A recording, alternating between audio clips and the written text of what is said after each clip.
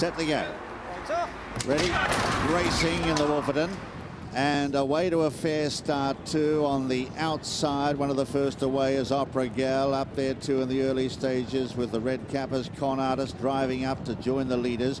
In behind them is Midjar with a yellow jacket on the inside there of Frankie Dettori on Retrieve. Right in the centre, trapped out wide is Ottoman Empire. A length away Kurt Hill, trapped on the inside there of Servino. A length further back in the field, Gatewood is settled centre field in a nice position too, followed then on the inside by Beachfire, last year's winner. A couple of lengths further back to Carabar is giving them a fair start, and company there without the back French Navy, and Hyper is absolute last. Black Spirit about fourth last.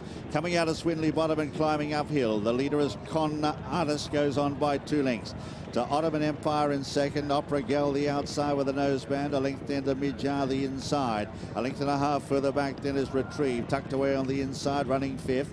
Out deeper on the track then is Gatewood, is very handy, followed then by Kurt Hill, who's scraping paint. Servino is in the centre, Black Spirit further back, a length then to Beachfire, and out the back is Hyper in company with Carabar, who's lost his place and been shuffled back as they race up past the half mile in the Wolferton. And the leader on the inside is Con Artist by a length to Opera Gal, a length away then Ottoman Empire, half a length then to Midjar the outside, followed then by French Navy, the white cap on the outer. Retrieve in the centre, Kurt Hill the inside, followed out wider by Gatewood now getting out and starting to run on fairly well, but it's Con Artist who leads them for home with 2 left to travel.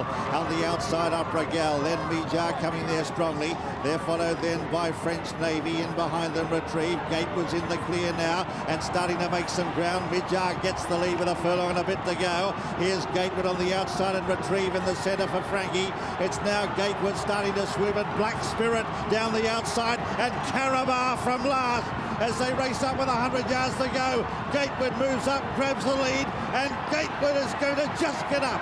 Tight second, Black Spirit out wide with Midjar. Just behind them was Retrieve with Carabar, and they were followed by Kurt Hill. Further back then was behind them Hyper, then Servino. Opera Gal well back, Con Artist towards the rear. So too was French Navy in company with Ottoman Empire, and last year's winner Beachfire is one of the last.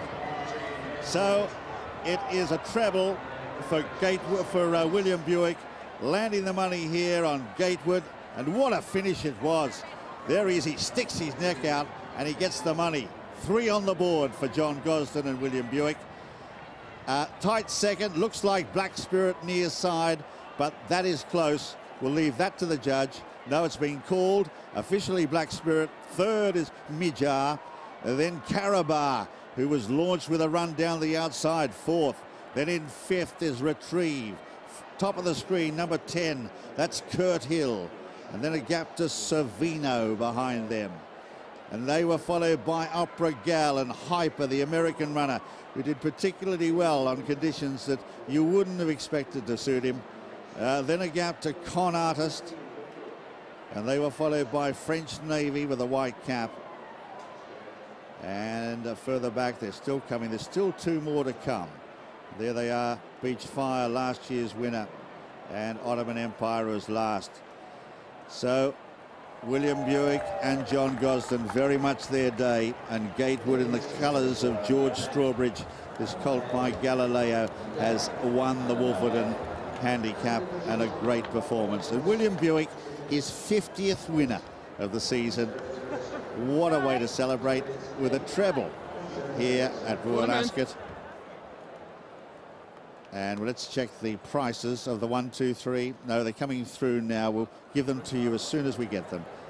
But a really good performance, and the distances were a neck and a head, and the time 2:08. And there are your prices.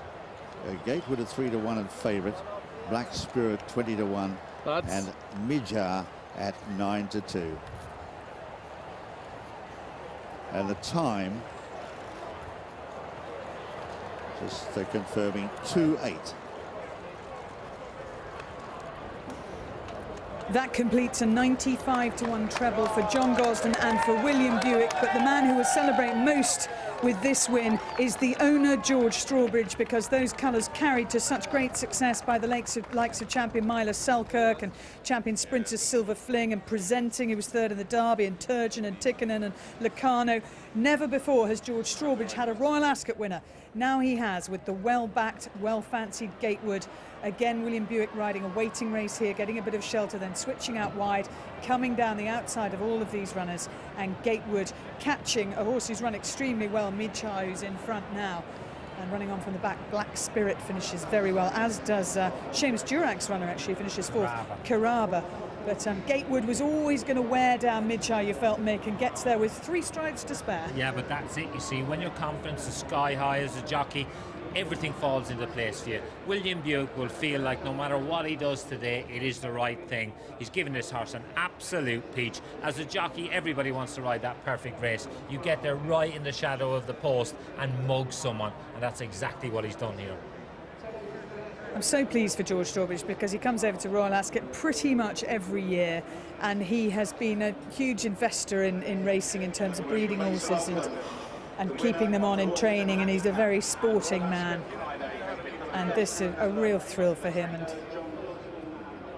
And he'll won't be able to pinch himself, William Buick, you know. I know, well, for William, I know, isn't that amazing?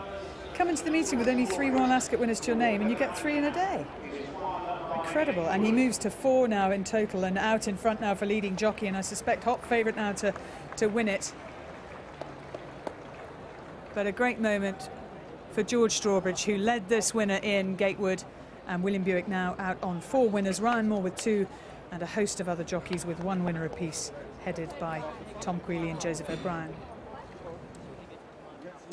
Good position to be in, and a great way to bring up the half-century.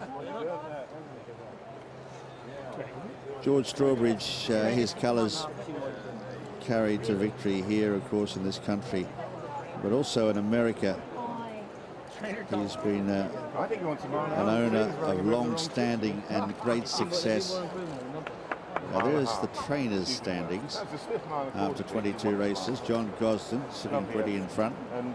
Sir Henry Cecil, Aidan O'Brien, they're both on 2.